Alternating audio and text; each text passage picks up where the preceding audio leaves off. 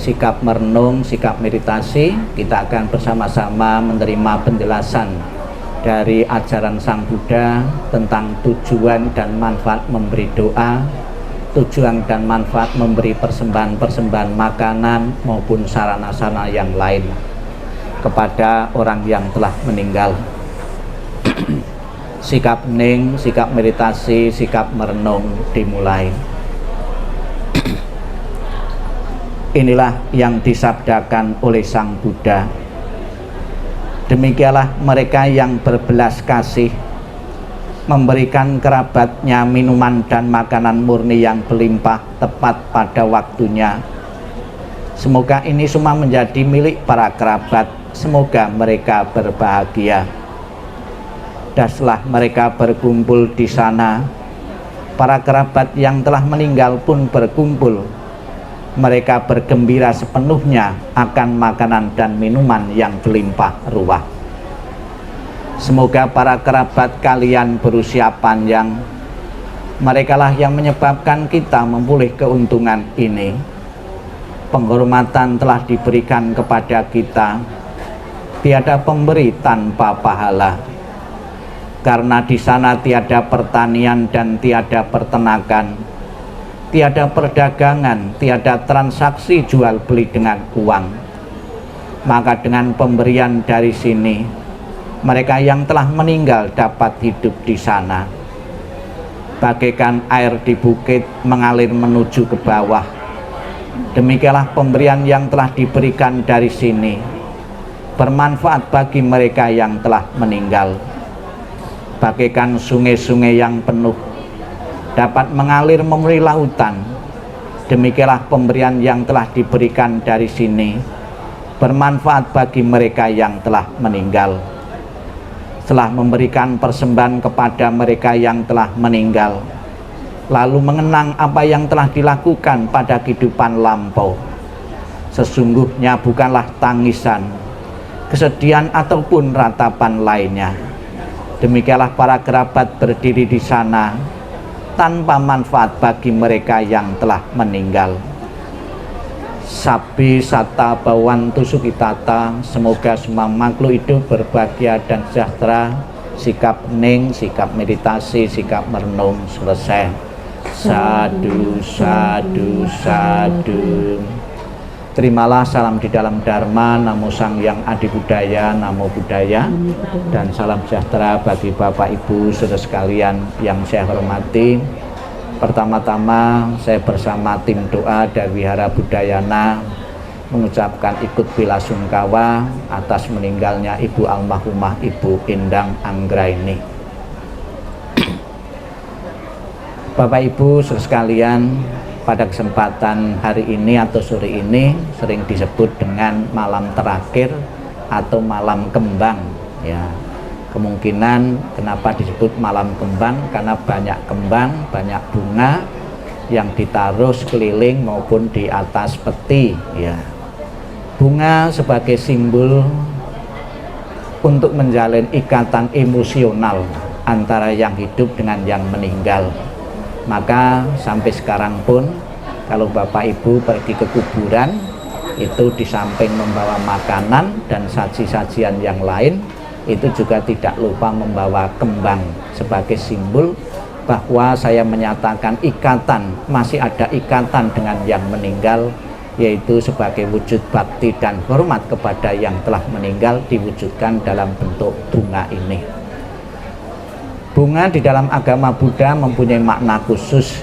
Di samping ditaruh di sekitar peti atau di atas peti itu sebagai aksesoris, sebagai dekorasi, namun mempunyai makna filosofi yang sangat mendalam, yaitu kita amati, kita lihat bunga ditaruh masih seger, nanti sore atau besok sudah layu, mengajarkan kepada kita semua bahwa kehidupan yang kita jalani ini pun adalah kehidupan yang tidak kekal.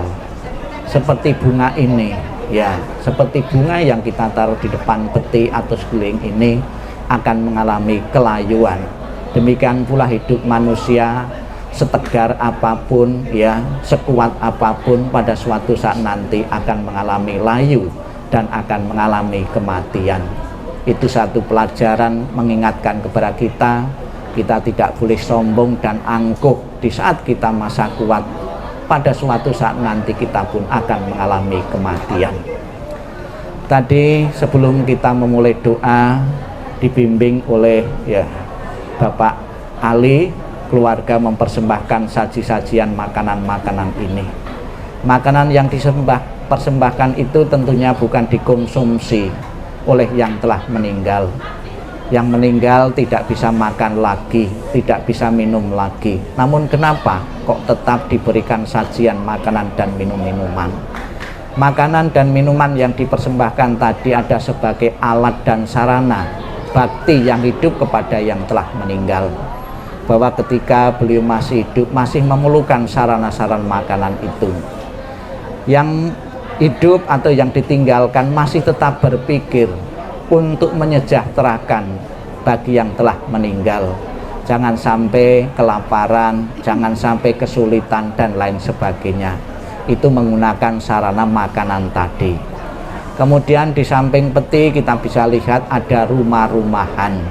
Kita juga yang masih hidup ini selalu berpikir bagi mereka yang telah meninggal.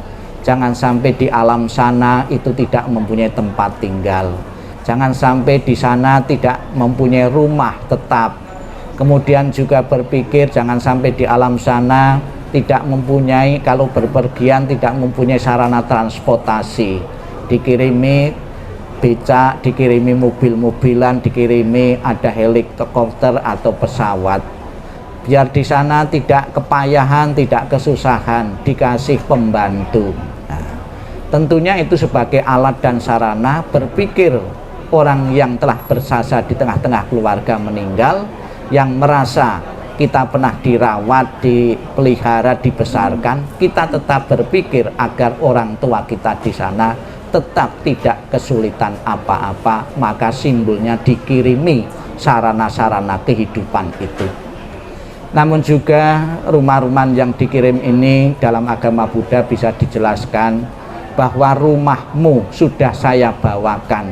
Apa yang menjadi kebutuhanmu, apa yang jadi milikmu ketika di dunia ini sudah saya bawakan. Ini mengajarkan agar arwah itu tidak melekat lagi kepada apa yang pernah dipunyai di dunia ini. Ini loh sudah tak bakar, ini loh sudah tak bawakan. Seseorang yang masih memegang kemelekatan akan mengalami kesulitan untuk terlahirnya di alam-alam yang lain. Orang yang tidak melekat saja mengalami kebebasan ketika menentukan kelahiran di alam-alam yang lain. Namun Bapak Ibu, keluarga yang ditinggalkan, yang jauh lebih penting menyatakan bakti dan hormat tentunya tidak melulu, tidak ada keharusan memakai sarana dan prasarana. Sebagai wujud bakti kepada yang telah meninggal, kita selalu menjaga nama baik keluarga kita, selalu menjaga nama baik leluhur kita yang telah tiada. Sepeninggalan orang tua, anak-anak selalu menjaga keharmonisan dalam rumah tangga, keharmonisan kerukunan di antara putra-putri. Itulah rasa bakti yang paling tinggi yang perlu ditunjukkan yang hidup kepada yang telah meninggal. Yakinlah semasa hidup beliau telah banyak mengumpulkan kebaikan-kebaikan di tengah-tengah keluarga, di tengah-tengah masyarakat. Kebaikan-kebaikan yang diperbuat, yang dikumpulkan itulah yang akan menentukan arah ke alam mana beliau akan terlahir. Dan kita bersama-sama dalam 2 hari sampai besok kita memohon berkah pelindungan dari Buddha Amitabha yang bertata sebelah barat.